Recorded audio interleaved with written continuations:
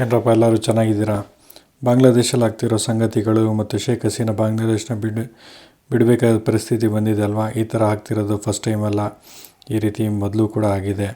So Bangladesh ಈ ರೀತಿ ಯಾಕೆ ಥರ ಆಗ್ತಿದೆ ಅಂತ ತಿಳ್ಕೊಬೇಕಾದ್ರೆ ನಾವು ಸ್ವತಂತ್ರ ದಿನಗಳ ಹಿಂದೆ ಹೋಗಬೇಕಾಗುತ್ತೆ. ಅಲ್ಲಿಂದ ನಮಗೆ ಡೀಟೇಲಾಗಿ ಗೊತ್ತಾಗುತ್ತೆ ಯಾಕೆ ಈ ರೀತಿ ಆಗ್ತಾಯಿದೆ ಅಂತ. 1947 ಆಗಸ್ಟ್ 14ಗೆ ಪಾಕಿಸ್ತಾನ ಎರಡು ಭಾಗವಾಗಿ ವಿಂಗಡಣೆ ಆಯಿತು. ಒಂದು ವೆಸ್ಟ್ ಪಾಕಿಸ್ತಾನ, ಇನ್ನೊಂದು ಈಸ್ಟ್ ಪಾಕಿಸ್ತಾನ. ಈಸ್ಟ್ ಪಾಕಿಸ್ತಾನ ಇದೆಯಲ್ಲ, ಅದು ಬಾಂಗ್ಲಾದೇಶ. ಇಲ್ಲಿ 1971 ಏನಾಗುತ್ತೆ, ಎಲೆಕ್ಷನ್ ಆಗುತ್ತೆ.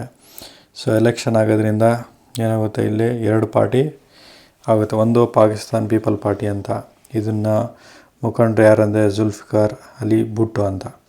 ಇನ್ನೊಂದು ಅವಾಮಿ ಲೀಗ್ ಪಾರ್ಟಿ ಅಂತ, ಇದು ಶೇಖ್ ಮುಜಿಬುರ್ ರಹಮಾನ್ ಅವರು. ಇವರು ಈಸ್ಟ್ ಪಾಕಿಸ್ತಾನದವರು. ಇವರಿಬ್ಬರು ಏನು ಮಾಡ್ತಾರೆ, ಎಲೆಕ್ಷನ್ಗೋಸ್ಕರ ಹೇಳ್ತಾರೆ. ಇಲ್ಲಿ ಟೋಟಲ್ಲು ಬಂದು 300 ಸೀಟ್ಸ್ ಇರ್ತವೆ. 300 ಸೀಟಲ್ಲಿ 151 ಸೀಟ್ ಯಾರು ಗೆಲ್ತಾರೋ ಅವರು ಪ್ರೈಮ್ ಮಿನಿಸ್ಟರ್ ಆಗ್ಬೋದು. ಈ ಎಲೆಕ್ಷನ್ ರಿಸಲ್ಟಲ್ಲಿ ಏನಾಗುತ್ತೆ ಅಂದರೆ, ಜುಲ್ಫಿಕಾರ್ ಅಲಿ ಭುಟ್ಟೋ ಅವರು ಬರೀ 86 ಸೀಟ್ ತೊಗೊಂಡು ಸೋತ್ಬಿಡ್ತಾರೆ. ಆದರೆ ಶೇಖ್ ಮುಜಿಬುರ್ ರಹಮಾನ್ ಅವರು 167 ಸೀಟು ಒಂದು ಗೆಲ್ತಾರೆ.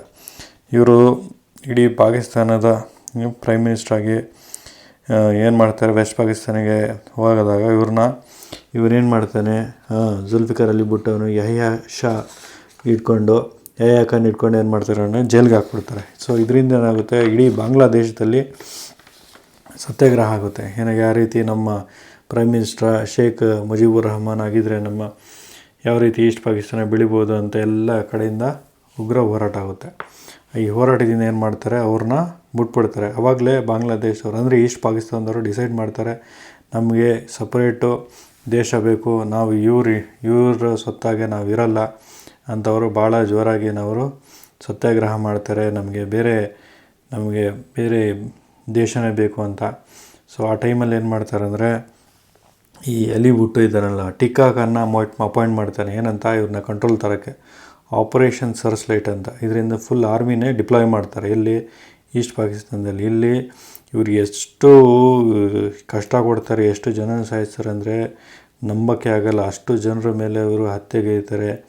ಮತ್ತು ಲೇಡೀಸ್ ಮೇಲೆಲ್ಲ ಏನೋ ರೇಪ್ ಎಲ್ಲ ಮಾಡ್ತಾರೆ. ಭಾಳ ಇವ್ರನ್ನ ಏನಂತಾರೆ ಅಂದರೆ, ಈ ಟಿಕ್ಕಾ ಖಾನ ಏನಂತಾರೆ ಅಂದರೆ, ಇಷ್ಟು ಜನನ ಸಾಯಿಸೋನೆ, 30 ಲಕ್ಷ ಜನನ ಸಾಯಿಸಿರ್ತಾನೆ.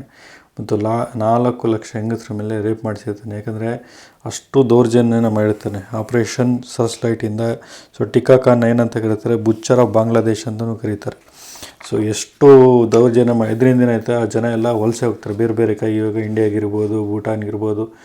ಜನರಿಗೆ ಅವ್ರ ಮೇಲೆ ದೌರ್ಜನ್ಯ, ಯಾಕಂದರೆ 30 ಲಕ್ಷ ಜನ ಸಾಯಿಸಿದ್ರಿಂದ ಜನರಿಗೆ ಭಯಪಟ್ಟು ಏನು ಮಾಡ್ತಾರೆ, ಬೇರೆ ಬೇರೆ ದೇಶಕ್ಕೆ ಓಡೋಗೋಕ್ಕೆ ನೋಡ್ತಾರೆ. ಅವಾಗೇನು ಆಗುತ್ತೆ, ಬಾಂಗ್ಲಾದೇಶದಲ್ಲಿ ಮತ್ತೆ ಚಳುವಳಿ ಸ್ಟಾರ್ಟ್ ಆಯ್ತದೆ. ಅಲ್ಲಿ ಮುಕ್ತಿ ವಾಹಿನಿ ಅಂತ ಅಲ್ಲಿರೋ ಜನ ಆರ್ಮಿ ಕಟ್ಕೊತಾರೆ. ಅದಕ್ಕೆ ನಮ್ಮ ಇಂದಿರಾ ಗಾಂಧಿಯವರು ಫುಲ್ ಸಪೋರ್ಟ್ ಇರ್ತಾರೆ. ಈ ಸಪೋರ್ಟಿಂದ ಏನಾಯ್ತದೆ, ಈ ಪಾಕಿಸ್ತಾನ ಬಂದಿರ್ತಾರೆ, ಅದರಲ್ಲಿ 3 ವಿಂಗಡಣೆ ಇರ್ತದೆ ಆರ್ಮಿಲಿ, ಅಲ್ ಬದರ್, ಅಲ್ ಶಮ್ಸ್ ಮತ್ತು ರಜಾಕಾರ್ ಅಂತ. ಈ ನನ್ನ ಮಕ್ಕಳೆಲ್ಲ ಹೇಳ್ಕೊಂಡು ಏನು ಮಾಡ್ತಾರೆ, ಫುಲ್ಲು ವಾರ ಆಯ್ತದೆ. ಇಲ್ಲಿ ನಮ್ಮ ಇಂಡಿಯಾದವ್ರ ಸಪೋರ್ಟಿಂದ ಬಾಂಗ್ಲಾದೇಶ ಗೆಲ್ತಾರೆ. ಹೆಂಗೆ ಸೋಲ್ತಾರೆ ಅಂದರೆ, ಪಾಕಿಸ್ತಾನದವರು ತಮ್ಮ ಗನ್ಗಳನ್ನೆಲ್ಲ ಕೆಳಗೆ ಮಾಡಿಬಿಡ್ತಾರೆ, ಬೆಲ್ಟ್ ಎಲ್ಲ ಬಿಚ್ಚಿಬಿಟ್ಟು ಆ ರೀತಿಯಾಗಿ ಮರ್ಯಾದೆ ಹೋಗೋ ರೀತಿ ಮಾಡ್ತಾರೆ. ಸೊ ಇದೊಂದು ಹೇಳ್ಬೇಕು, ಹಿಸ್ಟಾರಿಕ್ ಮೂಮೆಂಟೇ. ಯಾಕಂದರೆ 93,000 ಜನ ಸೋಲ್ಜರ್ಸು ಪಾಕಿಸ್ತಾನಿಗೆ ಬಂದಿರೋರು ಸರೆಂಡ್ರ್ ಮಾಡ್ತಾರೆ ನಮ್ಮ ಇಂಡಿಯನ್ ಆರ್ಮಿ. ಓನ್ಲಿ ಏನಂದರೆ ಬರೀ 48 ಅವರ್ಸಲ್ಲಿ ಇಂಡಿಯನ್ ಆರ್ಮಿ ಪಾಕಿಸ್ತಾನ ಆರ್ಮಿನ ಸೋಲಿಸ್ಬಿಡುತ್ತೆ. ಇದು ಬಹಳ ಮಹತ್ವದ ವಿಷಯ. ಸೊ ಅದಾದಮೇಲಿಂದ ಏನಾಗುತ್ತೆ, ಸೊ ಇವ್ರನ್ನ ಫಾದರ್ ಆಫ್ ದ ಬಾಂಗ್ಲಾದೇಶ್ ಅಂತ ಕರೀತಾರೆ. ಯಾರನ್ನ, ಶೇಖ್ ಮುಜಿಬುರ್ ರಹಮಾನ್. ಆದರೆ ಆರ್ಮಿ ಚೀಫ್ ಅಂತ ಇರ್ತಾರೆ, ಅವರೇನು ಶೇಖ್ ಮುಜಿಬುರ್ ರಹಮಾನ್ ಅಂತ. ಇವರು ಕೂಡ ಈ ಬಾಂಗ್ಲಾದೇಶ ಸ್ವತಂತ್ರ ಓಡಾಡ್ತಾರೆ. ಆದರೆ ಆರ್ಮಿದವ್ರು ಅಂದ್ಬಿಟ್ಟು ಇವರು ಪಾಲು ಅಷ್ಟು ಇರಲ್ಲ. ಇವ್ರಿಗೆ ಸ್ವಲ್ಪ ಅದು ಹೊಟ್ಟೆ ಇರ್ತದೆ, ಇಷ್ಟೊಂದೆಲ್ಲ ನಾನು ಕೂಡ ಕಷ್ಟಪಟ್ಟೆ, ಆದರೂ ನನ್ನ ಪಾತ್ರ ಇಲ್ಲ ಅಂತ. ಸೊ ಇವ್ರಿಗೂ ಸ್ವಲ್ಪ ಬೇಜಾರಲ್ಲಿ ಇರ್ತಾರೆ. ಸೊ ಯಾಕಂದರೆ ಆರ್ಮಿದವ್ರು ಅಷ್ಟು ಇಂಪಾರ್ಟೆನ್ಸ್ ಇರೋಲ್ಲ, ಪೊಲಿಟಿಕ್ಸ್ ಅವ್ರದ್ದೇ ಜಾಸ್ತಿ ಹೆಸರು ಬರೋದು. ಏನಾಯ್ತದೆ, 1975 ಆಗಸ್ಟ್ 15ಗೆ ಏನಾಯ್ತದೆ, ಈ ಪ್ರೈಮ್ ಮಿನಿಸ್ಟರ್ ಆಗಿರ್ತಾರಲ್ಲ ಫಾದರ್ ಆಫ್ ಬಾಂಗ್ಲಾದೇಶ್, ಅವರು ಇಡೀ ಫ್ಯಾಮಿಲಿನ ಟೋಟಲ್ 17 ಜನನ ಸಾಯಿಸ್ಬಿಡ್ತಾರೆ. ಯಾರು ಸಾಯಿಸ್ತಾರೆ ಅಂತ ಇನ್ನೂ ಅದು ಗೊತ್ತಿಲ್ಲ. ವಿಂಗಡಣೆ ಆರ್ಮಿ ಡ್ರೆಸ್ಸಲ್ಲಿ ಬಂದ್ಬಿಟ್ಟು ಮಕ್ಕಳು ಯಾರು ಎಲ್ಲ ಸಾಯಿಸ್ತಾರೆ. ಇದರಲ್ಲಿ ಏನಂದರೆ ಶೇಖ್ ಹಸೀನಾ ಮತ್ತು ಅವ್ರ ತಂಗಿ ಇವರಿಬ್ಬರು ಮಾತ್ರ ಉಳ್ಕೊತಾರೆ. ಯಾಕಂದರೆ ಇವರು ಆ ಟೈಮಲ್ಲಿ ಜರ್ಮನಿಯಲ್ಲಿ ಉಳ್ಕೊಂಡಿರ್ತಾರೆ. ಸೊ ಅದರಿಂದ ಇವರಿಬ್ಬರು ಬದುಕಂತಾರೆ. ಇಲ್ಲ ಅಂತಿದ್ರೆ ಇವರು ಕೂಡ ಇನ್ಸಿಡೆಂಟಲ್ಲಿ ಸಾಯೋ ಪರಿಸ್ಥಿತಿ ಬರ್ತಾಯಿತ್ತು. ಯಾಕಂದರೆ ಆ ಜರ್ಮನಿಲಿ ಇವರಿರೋದನ್ನ ನೋಡಿಕೊಂಡು ಪಾಕಿಸ್ತಾನದವರು ಇಲ್ಲೂ ಸುಮ್ಮನೆ ಇರಲ್ಲ, ISI ಅವ್ರನ್ನ ಅವ್ರು ಹಿಂದೆ ಬಿಡ್ತಾರೆ, ಹೋಗ್ಬಿಟ್ಟು ನೀವು ಅವ್ರನ್ನ ಸಾಯಿಸಿ ಅಂತ. ಅವಾಗ ಏನು ಮಾಡ್ತಾರೆ, ಇಂದಿರಾ ಗಾಂಧಿಯವರು ತುಂಬ ಒಳ್ಳೆ ಕೆಲಸ ಏನು ಮಾಡ್ತಾರೆ ಅಂದರೆ, ನಮ್ಮ ಪಕ್ಕದ ದೇಶ ನೈಬರಿಂಗ್ ಕಂಟ್ರಿ ಇದು, ಇವರಿಬ್ಬರನ್ನ ಕಾಪಾಡಿ ಇಂಡಿಯಾ ಕರ್ಕೊಂಬರ್ತಾರೆ. ಇಂಡಿಯಾ ಕರ್ಕೊಂಬರ್ಬೇಕಾದ್ರೆ ಪರಿಸ್ಥಿತಿ ಸರಿ ಇಲ್ಲ ಅಂತ ಪಾಕಿಸ್ತಾನ IAS ಅವ್ರ ಕಡೆಯಿಂದ ಇವ್ರನ್ನ ತಪ್ಪಿಸ್ತಾರೆ, ಅಂದರೆ ಸೇವ್ ಮಾಡ್ತಾರೆ. ಅದಕ್ಕೆ ಶೇಖ್ ಹಸೀನಾ ಅವರು ಯಾವಾಗಲೂ ನಮ್ಮ ಇಂಡಿಯಾಗೆ ಕೃತಜ್ಞರಿರ್ತಾರೆ. ಮತ್ತೆ ಒಂದು ಇನ್ಸಿಡೆಂಟ್ ಆಯ್ತದೆ, ಏನಂದರೆ 30th May 1981 ಈ ಆರ್ಮಿ ಚೀಫು ಇವರು ಟೇಕ್ ಓವರ್ ಮಾಡ್ಕೊಂಡಿರ್ತಾರೆ. ಅವರು ಖಾಲಿದ್ ಜಿಯಾ ಅವರ ಗಂಡ. ಸೊ ಇವ್ರನ್ನೂ ಕೂಡ ಇದೇ ರೀತಿ ಏನಾಯ್ತದೆ, ಸೇಮ್ ಶೇಖ್ ಹಸೀನಾ ಅವ್ರ ಫ್ಯಾಮಿಲಿ ಸಾಯಿಸ್ತಾರಲ್ಲ ಅದೇ ರೀತಿ ಇಲ್ಲಿ ಕೆಳಗವನಲ್ಲ ಇವನೇನು ಮಾಡ್ತಾರೆ, ಇವನು ಆರ್ಮಿ ಚೀಫು, ಇವನು ಹೋಗ್ಬಿಟ್ಟು ಎಲ್ಲನೂ ಸಾಯಿಸ್ಬಿಡ್ತಾನೆ. ಈ ಪರ್ಟಿಕ್ಯುಲರ್ ಇನ್ಸಿಡೆಂಟ್ ನೋಡ್ಬಿಟ್ಟು ಇಂದಿರಾ ಗಾಂಧಿ ಅವ್ರು ಏನು ಮಾಡ್ತಾರೆ, ಶೇಖ್ ಹಸೀನಾನ ನೀವು ಇವಾಗ ಹೋಗಿ ಬಾಂಗ್ಲಾದೇಶ್ಗೆ ಇದೇ ಕರೆಕ್ಟ್ ಟೈಮು ನೀವು ಹೋಗಿ ಪಾರ್ಟಿ ಸ್ಟಾರ್ಟ್ ಮಾಡಿ ಅಂತ ಬಾಂಗ್ಲಾದೇಶ್ ಅವಾಮಿ ಲೀಗ್ ಅಂತ ಸ್ಟಾರ್ಟ್ ಮಾಡ್ತಾರೆ. ಇವ್ರು ಹೋಗಿ ಅಲ್ಲಿಂದ ಎಲೆಕ್ಷನ್ನ ಕಾಂಟೆಸ್ಟ್ ಮಾಡ್ತಾರೆ. ಯಾಕಂದರೆ ಇವ್ರಿಗೆ ಪ್ರಾಣ ಕೊಟ್ಟಿರೋದು ನಮ್ಮ ಇಂಡಿಯಾ ಕಡೆಯಿಂದನೇ, ಇವ್ರು ಯಾವಾಗಲೂ ಜೊತೆಯಾಗಿರ್ತಾರೆ. ಆದರೆ ಇಲ್ಲಿ ಎಲೆಕ್ಷನ್ ಬಂದಾಗ ಇವರಿಬ್ಬರು ಹೆಂಗಸರು ನಿಂತ್ಕೊಂತಾರೆ. ಯಾರು, ಶೇಖ್ ಹಸೀನಾ ಮತ್ತು ಜಿಯಾ ರಹಮಾನ್ ಹೆಂಡ್ತಿ. ಇವರಿಬ್ಬರು ಏನೋ ಪತಿ ಆರೋಪ, ನಿನ್ನ ಗಂಡನ ಸಾಯಿಸಿದ್ದು, ನನ್ನ ಗಂಡನ ಸಾಯಿಸಿದ್ದು ನಿಮ್ಮ ಅಪ್ಪನ ಕಡೆಯವರು ಅಂತಾರೆ. ಇವರು ಇಲ್ಲ ನಮ್ಮ ಕಡೆಯವರು ಅಂತಾರೆ. ಸೊ ಅದಕ್ಕೇನೈತೆ, ಎಲೆಕ್ಷನ್ ಆಯ್ತದೆ 1996 2000ವರೆಗೆ ಶೇಖ್ ಹಸೀನಾ ಗೆಲ್ತಾರೆ. 2001 2006ವರೆಗೆ ಇವ್ರು ಗೆಲ್ತಾರೆ, ಜಿಯಾ ರಹಮಾನ್ ಅವರು ಹೆಂಡ್ತಿ. ಮತ್ತು 2018 24 4 ಬಾರಿ ಸತತವಾಗಿ ಏನಾಯ್ತದೆ ಅಂದರೆ ಇವರೇ ಶೇಖ್ ಹಸೀನಾನ ಗೆಲ್ತಾರೆ. ಅದಕ್ಕೆ ಅವ್ರನ್ನೇನಂತ ಡಿಕ್ಟೇಟರ್, ಬಾಂಗ್ಲಾದೇಶ್ ಡಿಕ್ಟೇಟರ್ ಅಂತಲೂ ಕರೀತಾರೆ ಜನರು. ಆದರೆ ಇವರು ಪಾಲಿಸೀಸ್ಗಳು ತುಂಬ ಚೆನ್ನಾಗಿದೆ. ಯಾಕಂದರೆ ನಮ್ಮ ಇಂಡಿಯಾಗೆ ಯಾವಾಗಲೂ ಸಪೋರ್ಟಿಂಗು, ಯಾವುದೇ ಒಂದು ರೀತಿಯಾಗಲಿ ನಮ್ಮ ಇಂಡಿಯಾನ ಕೈ ಬಿಡೋಲ್ಲಿಗೆ ಯಾಕಂದರೆ ಅವ್ರಿಗೆ ಜೀವನ ಕೊಟ್ಟಿರೋದೇ ನಮ್ಮ ಇಂಡಿಯಾದವರು, ಅದನ್ನು ಯಾವತ್ತೂ ಮರೆಯಿಲ್ಲ. ಮತ್ತು 2007 ಏನಾಗುತ್ತೆ, ಮೊಹಮ್ಮದ್ ಯೂನುಸ್ ಅಂತ ನೀವು ನೋಡಿರ್ಬೋದು ನ್ಯೂಸಲ್ಲೆಲ್ಲ, ಇವರು ಕೂಡ ಎಲೆಕ್ಷನ್ ಕಾಂಟೆಸ್ಟ್ ಮಾಡ್ತಾರೆ, ನಾಗರಿಕ ಶಕ್ತಿ ಪಾರ್ಟಿ ಅಂತ 2007 ಆದರೆ ಸೋತ್ಬಿಡ್ತಾರೆ. ಆದರೆ ಇವರು ಒಳ್ಳೆ ಏನಂದರೆ, ಇವರು ಚೋಟಾ ಕ್ರೆಡಿಟ್ ಅಂತ EMI, ಇವಾಗ ಏನು ನೀವು EMI ನೋಡ್ತಾ ಇದ್ದೀರಲ್ಲ ಇಡೀ ವರ್ಲ್ಡಲ್ಲಿ ಇದನ್ನು ಸ್ಟಾರ್ಟ್ ಮಾಡಿದವ್ರು ಇವರಿಂದ ಏನು ಮಾಡುತ್ತೆ, ಎಲ್ಲ small business man credit system start ಆಗಿದ್ದು. ಸೊ ಈ ಮೇನ್ ಇಂಪಾರ್ಟೆಂಟ್ ಏನಂದರೆ, ಶೇಖ್ ಹಸೀನಾ ಅಲ್ಲಿ ಬಾಂಗ್ಲಾದೇಶ ಇದರಿಂದ ಒಂದು ಬ್ಯಾಲೆನ್ಸಿಂಗ್ ಆ್ಯಕ್ಟ್ ಮಾಡಿದರು ಏಷ್ಯಾದಲ್ಲಿ. ಮೋದಿಜಿ ಇರ್ಬೋದು, ಪುಟಿನ್ ಇರ್ಬೋದು, ಚೈನಾ ಪ್ರೆಸಿಡೆಂಟ್ ಎಲ್ಲನೂ ಕ್ಲೀನಾಗಿ ಮೇಂಟೈನ್ ಮಾಡ್ಕೊಂಡೋಗಿ ಯಾರನ್ನೂ ಕೂಡ ಅಷ್ಟು ಹತ್ರ ಅಥವಾ ಅಷ್ಟು ದೂರ ಒಂದು ಸ್ನೇಹಿತರ ರೀತಿಯಲ್ಲಿ ಎಲ್ಲರನ್ನೂ ಟ್ರೀಟ್ ಮಾಡ್ಕೊತಿದ್ರು, ಯಾರನ್ನೂ ಕೂಡ ದ್ವೇಷ ಮಾಡ್ಕೊತಿರಲ್ಲ, ಒಂದು ಒಳ್ಳೆ ರೀತಿ ನಡೆಸ್ಕೊಂಡು ಹೋಗ್ತಾಯಿದ್ರು. ಆದರೆ ಮೇನ್ ಪ್ರಾಬ್ಲಮ್ ಯಾವಾಗೈತೆ ಅಂದರೆ ಈ ಮೆರಿಟ್ ಮತ್ತು ರಿಸರ್ವೇಷನಿಂದ 1972 ಏನು ಮಾಡಿದ್ರು, 30% ರಿಸರ್ವೇಷನ್ ಕೊಟ್ಟರು. ಯಾರಿಗೆ, ಫ್ರೀಡಮ್ ಫೈಟರ್ಗೆ. ಓಕೆ ಅಂತ ಜನ ಓಕೆ ಕೊಟ್ರಪ್ಪ ಅಂದರು. ಆಮೇಲೆ ಮತ್ತೆ 1997 ಮತ್ತೆ ರಿಸರ್ವೇಷನ್ ಯಾರಿಗೆ, ಫ್ರೀಡಮ್ ಫೈಟ್ರು ಮಕ್ಕಳಿಗೆ. ಮತ್ತು 2000 ಫ್ರೀಡಮ್ ಫೈಟರ್ ಇರ್ತಾರೆ ಅವ್ರ ಮೊಮ್ಮಕ್ಕಳಿಗೂ ಕೊಟ್ಟರು.